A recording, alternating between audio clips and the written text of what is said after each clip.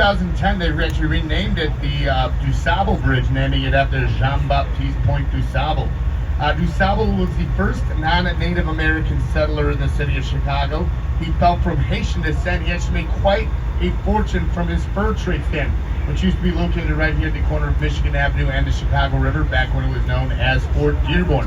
Now, sadly, due to the COVID-19 pandemic of 2020, his fur trade stand is no longer open to shop at, but there's still plenty of shopping you do on the Magnificent Mile. Anybody go shopping on the Mag Mile yet? Come on, you can shop onto Michigan Avenue. The prices are much higher. That's with all the fancy stores like Gucci, Prada, Tiffany, Burberry, Sephora, Ann Taylor. Out of all the stores that there are to shop at on the Mag Mile, though, I would say that my favorite one is probably the Walgreens. I can't get my 2 sugar-free Red Bulls for $6.50 at Sephora, so Walgreens it is. All right, if you take a look on our right, this big, beautiful building is the second tallest in Chicago, tallest residential building in the city, built in 2009 by architect Adrian Smith, 1,350 feet tall. Some of Chicago's all-time greats have actually lived here, like the greatest hometown hero in Chicago sports history, Derrick Rose. The greatest North American hockey player of all time, Patrick Kane of the Chicago Blackhawks. The greatest host of the Family Feud, Steve Harvey, used to live here. Sit on it, Richard Dawson. The name of this building is, I always forget the name of it. It's embarrassing. If only there were 2-story tall letters on the side of it to remind me. Oh yeah, Trump Tower, good about those 2-story tall letters. Now those letters were put up in 2014, much to the dismay of many residents of Chicago. We sort of thought it took away from the beauty of Adrian Smith's architecture. Now we went from being a little bummed out about those 2-story tall letters to actually getting a bit of a chuckle out of them, because within the first week and a half of those letters going up, the light behind the T went out. So for a while that building just read as a Rump Tower. Yeah, we here in Chicago thought it was pretty funny. The Donald, I don't think he was too amused about it. Whose ever fault that was, I'm pretty sure they got fired. Not every joke about the guy has to be political. Sometimes you can just close your eyes and pretend it's 2004 again, you know? Either way, Trump Tower is up on my list of tallest buildings in Chicago. All right, on our right here we have the Marina City Towers. That was a risky one. Built in 1964 by architect Bentron Goldberg. Goldberg actually is that. Now, here's the thing: if you're from Chicago, you're obsessed with food. We don't call this the Marina City Towers. We call these the corn cob buildings. They look just like corn cobs. Built in 1964, initially used to be a city within the city. He basically designed it so there were things like restaurants, cafes, laundromats, grocery stores, convenience stores. Basically, anything that made a city were located in those 2 buildings. It's back in 1964, downtown Chicago. It was not the hustle and bustling place that it is today. In the over 60 years that the Marina City Towers have been up, there's only been 2 incidents of somebody driving a car off the side of that building. One was a movie stunt for the 1980 classic Steve McQueen movie, The Hunter. And the other was 25 years later for a Geico commercial that was parodying the 1980 Steve McQueen classic, The Hunter. So, pretty safe drivers we have here in the city. On our right here we have the Reed Murdoch building. This is the worst building to look at in Chicago if you have OCD. Take a look at one half of the building. It is 1, 2, 3, 4, 5, 6 sets of windows. And if you take a look at the other half of the building, it is 1, 2, 3, 4, 5 sets of windows. Hey, I know, right? This building was set to be even, but then they realized they made the building too long. And they were going to make it as long as they would have to. It would be blocking LaSalle Street right here, so they had to sort of call an audible and make the building a little uneven. But back in the 1930s, OCD was not diagnosable yet, so they just did not care. All right, if you take a look on our right, I like one of my favorite buildings in Chicago. Let's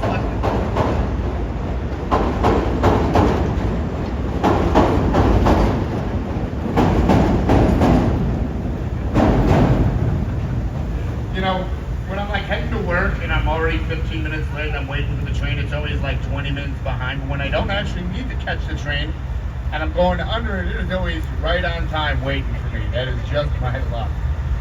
Anyway, on our left, on our right here, we have the merchandise counter. I love this building because it reminds me of myself. It is short, it is stocky, it is beautiful, and it is a Chicago icon.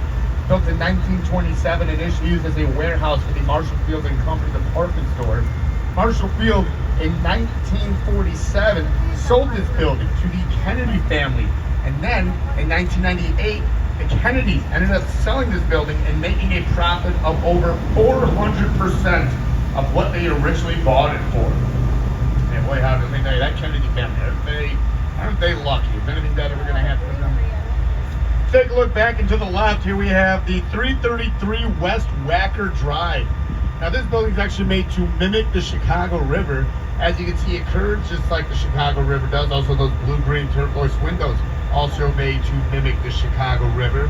This building was also filmed in one of my favorite movies of the 1980s. Anybody want to guess what movie this building was filmed in?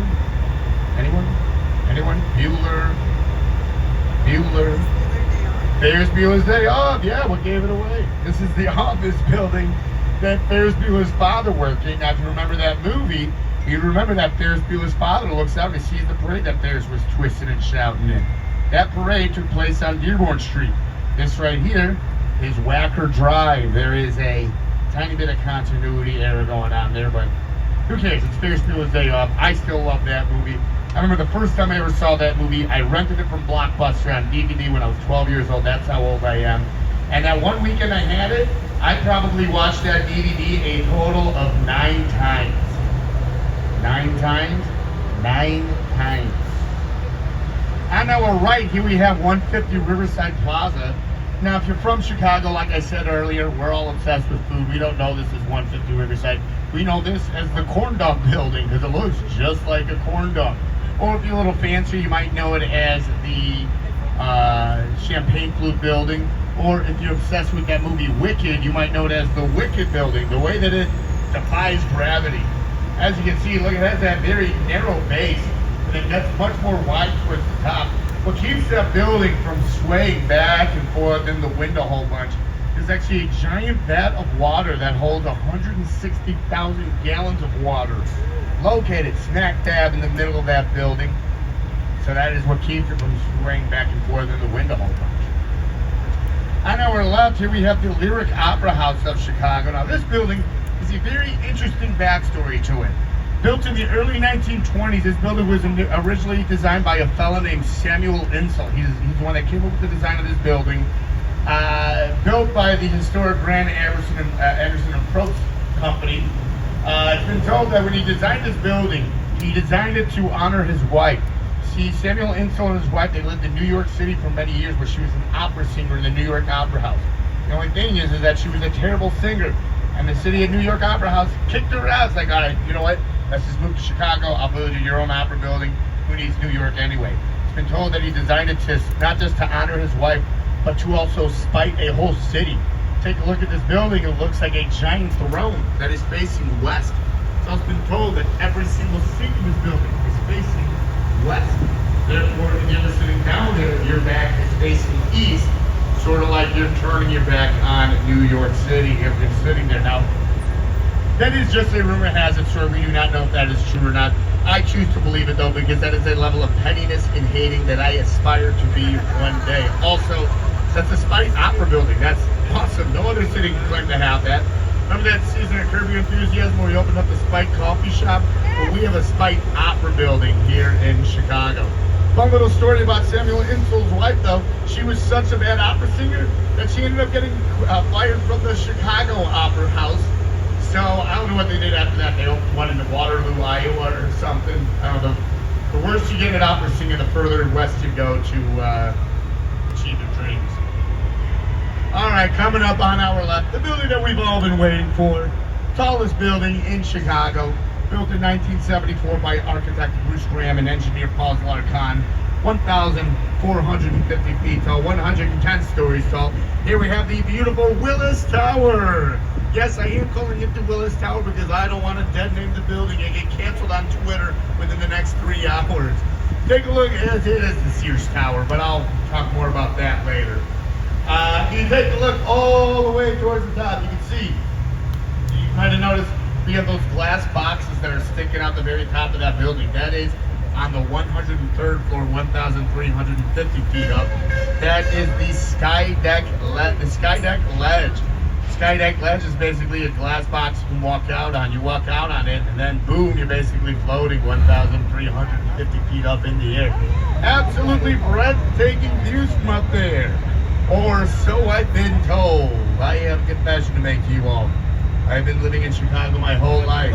All 35 years, except for 8 months in Texas, I've been living in Chicago. I have never once been up to the observation deck there at the sky deck. But I have a perfectly good reason why I've never been up there. It's because I'm terrified and scared of heights. I am not a heights guy. But has anybody here been up to the observation deck? Up there to the sky deck? How awesome is the view from up there? Great, right? All right, so take his word for it, not mine. If you are going to be going up to the observation deck there, we'll give you 2 pieces of advice real quick. Number 1, do not watch the newest Final Destination movie before you go up there. And number 2, before you go up there, stop at a Walgreens, Chicago-based company, and buy some Wrigley chewing gum, Chicago-based company, hashtag buy local, because from the bottom floor all the way up to the 103rd floor, that elevator ride just takes about 60 seconds. So you are going to want to chew on some gum so you can unpop your ears as you go up there. Now, I know I've been calling that the Willis Tower, and half the people on the boat are probably like, what you talking about Willis Tower? That's the Sears Tower. Well, that building was known as the Sears Tower from 1974 up until 2009. But then in 2009, the Willis Insurance Company bought the naming rights to that building. Sears moved out. They really downsized. They didn't need all that office space. The Sears robot moved in. It's actually been told that in a few years, it's actually been told that the Sears robot, that the Willis Insurance Company is looking to possibly leave that building. So within the next few years, that building could once again have a new name. Now, one thing you need to know about Chicagoans is that we're very stubborn when it comes to calling buildings by their new name. Like, we're always going to call that the Sears Tower. We're always going to call the Chicago White Sox Stadium Comiskey Park. We even still call our mayor Chicago. We still call him Mayor Daley. That's just how we do things in Chicago. Now, for those who are wondering, the Chicago White Sox Stadium, from 1901 to 2003, it was known as Comiskey Park. And in 2003, they renamed it U.S. Cellular Field. And in 2017, they renamed it Guaranteed Rate Field. And in 2025, they just shortened it down to just Rate Field. I actually read somewhere that within the past 10 years, the Chicago White Sox Stadium has gone through more name changes than they posted playoff games. So, bit of a tough time to be a White Sox fan. But the moment Jerry Reinsdorf sells the team, you guys are all going to be much happy. Now,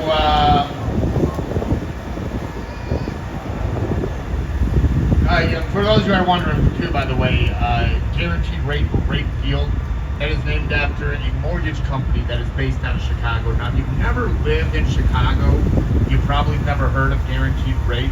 The same way that if you've never lived in Chicago, you probably never heard of a Chicago White Sox fan. But trust me, they exist. They're good people. I'm friends with all 15 of them. They're good people. 17, okay? 18, okay, you know. I am a Cubs fan, you couldn't tell. I'll be talking more about the quote-unquote rivalry between the Cubs and White Sox later. But until then, just look at this beautiful view of our city. It's one of my favorite parts of the tour. You know, you have 2 Riverside Plaza, the Lyric Opera House, 2 very old-school Art Deco-ish styles of architecture. But then surrounding it, you also have much more modern styles of architecture. You really do get a sample of all styles of architecture in Chicago. One of the many things that makes Chicago a truly unique one-of-one city. A great nickname for Chicago actually is the Second City. Now, the reason why we're known as the Second City, it's not because we're second to places like New York or Los Angeles or Kalamazoo, Michigan. No, we're known as the Second City because after the Great Chicago Fire of 1871, a third of the city was burned down. So we came together and we rebuilt the city a second time. So we literally are the second city of Chicago. Now, quick little side note, speaking of number 2, take a look ahead of us. We have that bridge right there. That's the Kinsey Street Bridge. It's ahead of us on the north branch of the river. Not the one that's at a slant right there, but the one slightly past it. Kinsey Street Bridge. That is where on August 8th, 2004, the Dave Matthews incident took place. Those who don't know what the Dave Matthews incident is, bear with me.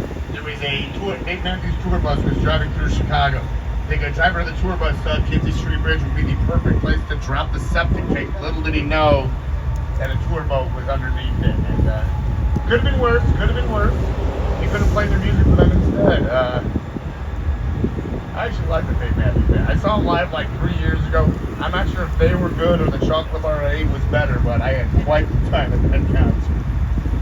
Alright, so yeah, if you want to learn more about the Dave Matthews, just Google it. Disgusting.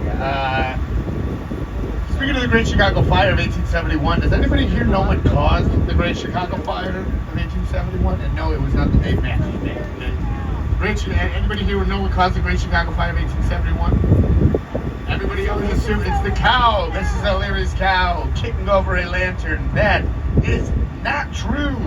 To quote my grandfather, that is anti-Irish discrimination. What actually caused the Great Chicago Fire of 1871 is still a mystery to this day. One of the great mysteries of Chicago. Now, we do know many of the factors to the fire. We do know, A, it was a very dry summer from June to October 1871. It only rained about 2 to 3 inches. Also, all the buildings in the city at that time were made out of wood. So these very dry wooden buildings.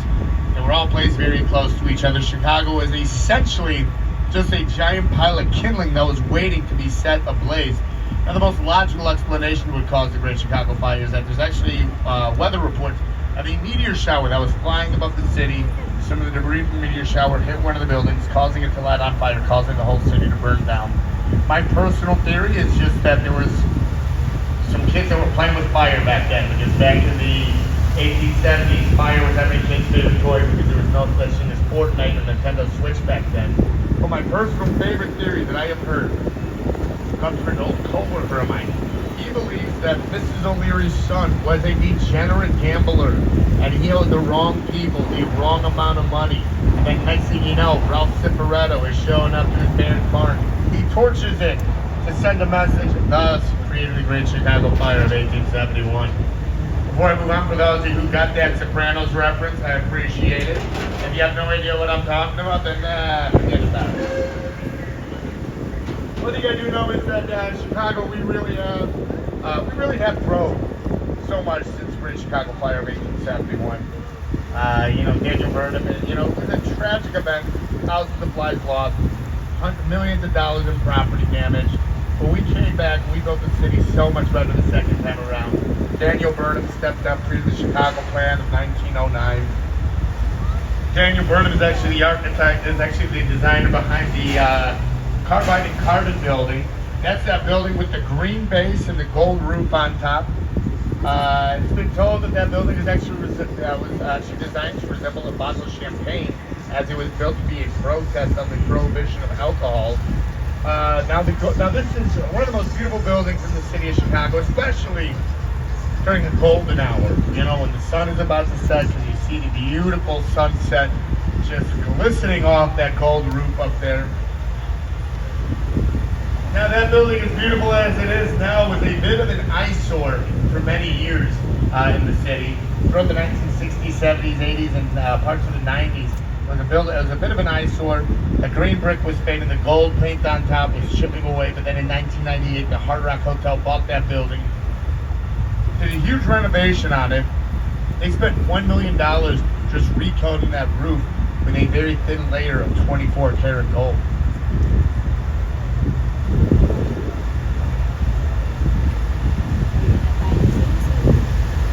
Another beautiful building, two of the most beautiful buildings, both built in the 1920s. We have that building with the clock tower on top of it. That is the Wrigley building. That is the same Wrigley as Wrigley Field and Wrigley Chewing Gum. Now, the way that William Wrigley started his big gum company, he actually initially did not start selling chewing gum. He initially started selling baking soda he initially started selling soap. The thing is, his soap was selling so poorly that he would give away a couple of sticks of gum with each thing of soap, so it initiated people to buying it. Well, then eventually people started buying these shells specifically for the gum. So then William Wrigley sort of eliminated the middleman, just started selling his gum. And that is where his big gum franchise started today. And if you take a look at that clock tower on the top of the Wrigley building, you actually might notice those are not Roman numeral letters up there. Those are actually all W's for William Wrigley. Yeah, who said Chicagoans don't have big egos about themselves? And then across the street from the Wrigley building, there we have the Tribune Tower. Now you might be looking at the Tribune Tower and thinking to yourself, my God, that is one of the most beautiful buildings I have ever seen. Well, that's because when the Chicago Tribune found out they were going to be having a new headquarters for their newspaper, they did not know what design of building they were going to go with. So they decided to throw a contest called the World's Most Beautiful Building Contest. They had hundreds of different people submit hundreds of different designs, and they ended up going with this sort of neo-Gothic, sort of cathedral type look. Now this is no longer used as the headquarters of the Chicago Tribune newspaper. It is now used as a residential building. But let me tell you, there is still a staple of the Chicago Tribune newspaper that is still open today, that is still open to the public, that depending on how my shift goes here today, I will probably end up at for at least 2 or 3 pops on the bottom floor of the Wrigley building. On Lower Michigan Avenue and I believe Illinois Street, there's a place called the Billy Goat Tavern. Has anybody here been to the Billy Goat yet? It's one of the coolest, most historic bars in the, everybody that works here has. It's one of the coolest, most historic bars in the city. Some of the most famous writers from the Chicago Tribune would actually frequent there. All the writers, editorial people from the Chicago Tribune, they would sort of end their shifts there, and they would sort of vent their frustration about the political machine and all the corruption that used to happen in the city that they had to cover. Now I had to say used to because there's obviously no more corruption going on in the city of Chicago. I mean, absolutely none. Oh, look at that, it's going off right there. That is the Centennial Fountain shooting off right there. The Centennial Fountain shoots off every hour at the top of the hour to mark the 100-year anniversary of the reversal of the flow of the Chicago River. Now, to honor the reversal of the flow of the Chicago River, all the water that's being shot across the river right there, that is all of our garbage and sewage water. So, hey, who wants to go under it? It's called the Dave Matthews Special, right? I mean, we can. You know, if it was a little warmer out, I would. But one of my favorite things to see, though, is when you're on the river. You know, most of the people that you see driving boats on the river, most of them are smart. They know what they're doing because they're, you know, tour boat people. A lot of times you get these. Some of the times, though, you get these recreational boaters who have no idea what they're doing, and a lot of times I'll see them stuck under that Centennial Fountain. Pretty funny, especially when it's one of these like 50-degree days that we sometimes have in Chicago.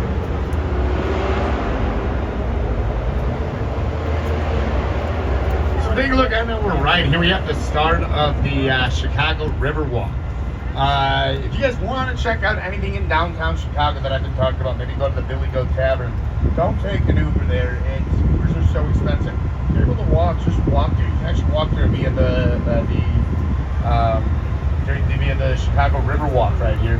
Chicago River Walk is about a 1.5 mile long stretch of different restaurants, bars, taverns, cafes, ice cream shops. Been open since 2010. 2010 we did a huge renovation. We've always had a river walk, but it's never been like this nice. It's not one of the most ideal places to spend a lovely afternoon.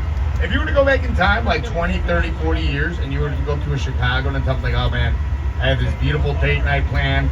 We're gonna go grab some drinks, maybe some dinner afterwards, ended with some ice cream, and it's all gonna be on the beautiful main branch of the Chicago River.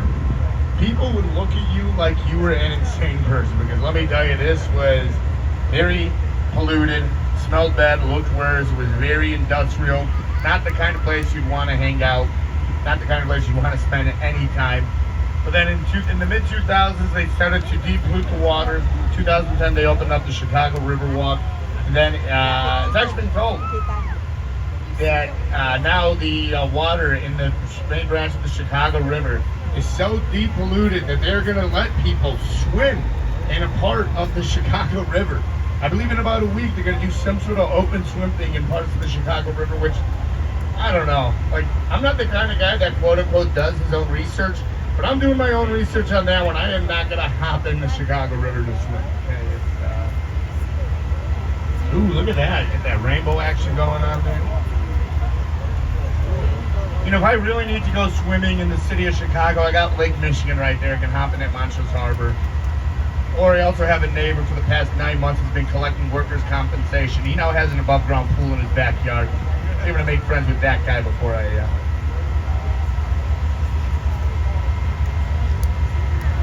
Closer, it's going to remind me of Niagara Falls.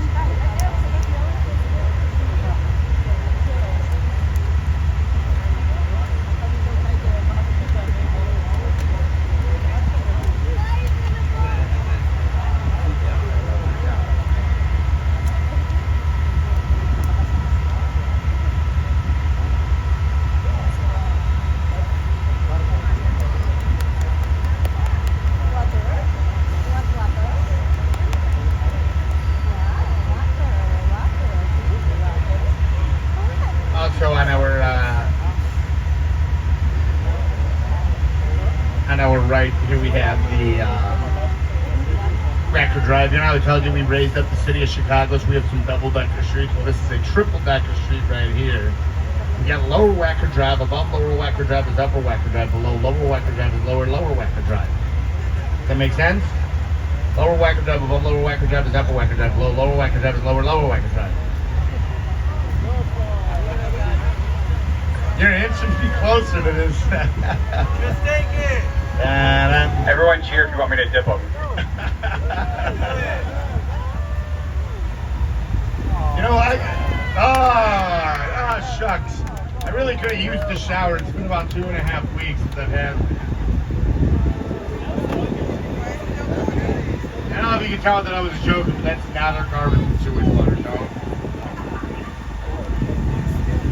All right, so now we're just going to be waiting to go through this harbor lock. We're going to go back to Lake Michigan, then we're going to be going on our speedboat ride. Talk about the museums of Chicago. We have a lot of great museums here. Although this week, I was watching the news. The weatherman said it's going to be beautiful weather all week, so.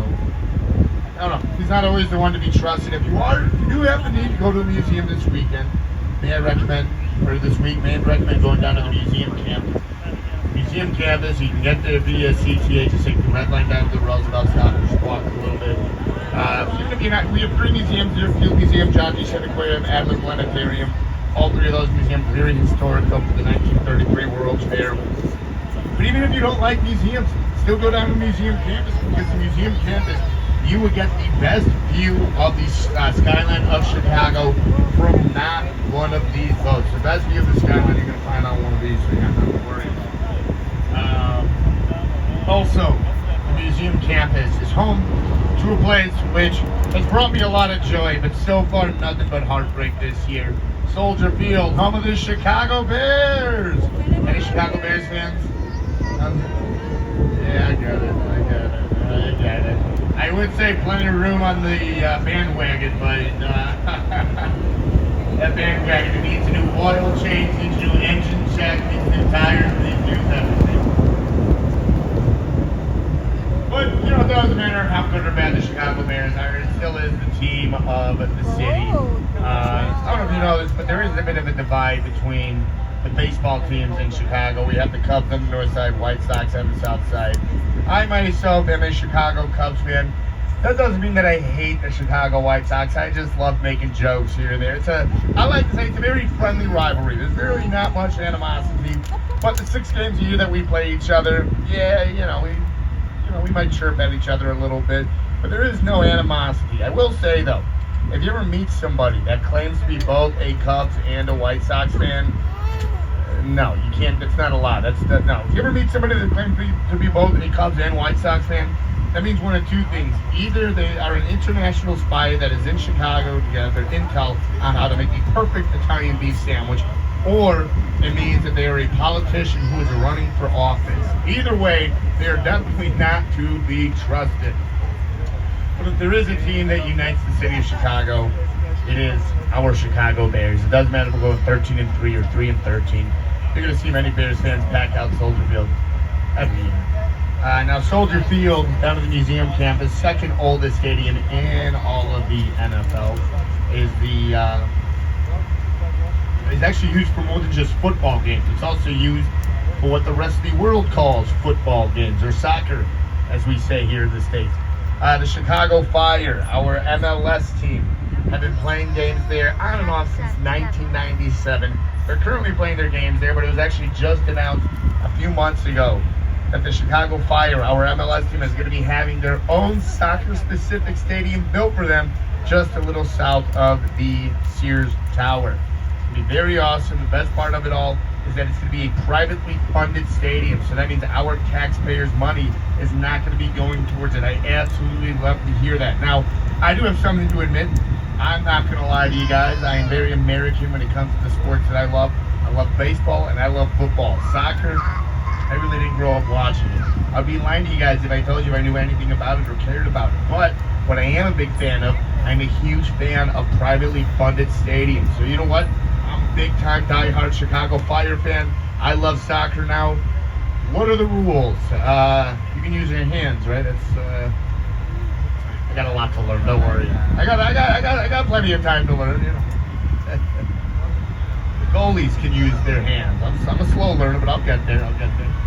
Now, also, Soldier Field is used for more than just sporting events. Soldier Field is actually currently one of the hottest music venues in Chicago right now. Whenever it's the summertime and a big headlining act is coming through the city of Chicago, and they are just too big, even for the big music venues that we have here, that is the stadium that they will play in. Just this past summer. So my quote-unquote side hustle, as us lazy millennials like to say, is that I'm a bartender at Soldier Field. And trust me, since last year, they have really needed my services, the Chicago Bears fan. But I've also gotten to bartend some of the awesome concerts that we've had here. I've gotten to see acts like Kendrick Lamar, Beyonce, Blackpink. Just in one weekend, we had one night of Oasis, one night of the Lumineers, one night of My Chemical Romance, and then 2 nights of System of a Down. I got to see The Weeknd. I even got to see AC/DC perform. And let me tell you, they are getting old. AC/DC, more like AARP. Nothing wrong with retiring there, Angus. We've also had some other great concerts there. Like we've had Bruce Springsteen, the Rolling Stones, Metallica, Taylor Swift, Ed Sheeran. If you have any fans of the Grateful Dead, any fellow Deadheads out there, the last ever concert that Jerry Garcia played on planet Earth, of course, was there at Soldier Field, July of 1995. That was his last concert before his sad passing just a few weeks later. 20 years after that final Jerry Garcia concert was the last ever official Grateful Dead show. There was the Better Be Well concert series, which took place there at Soldier Field. It was 4th of July weekend.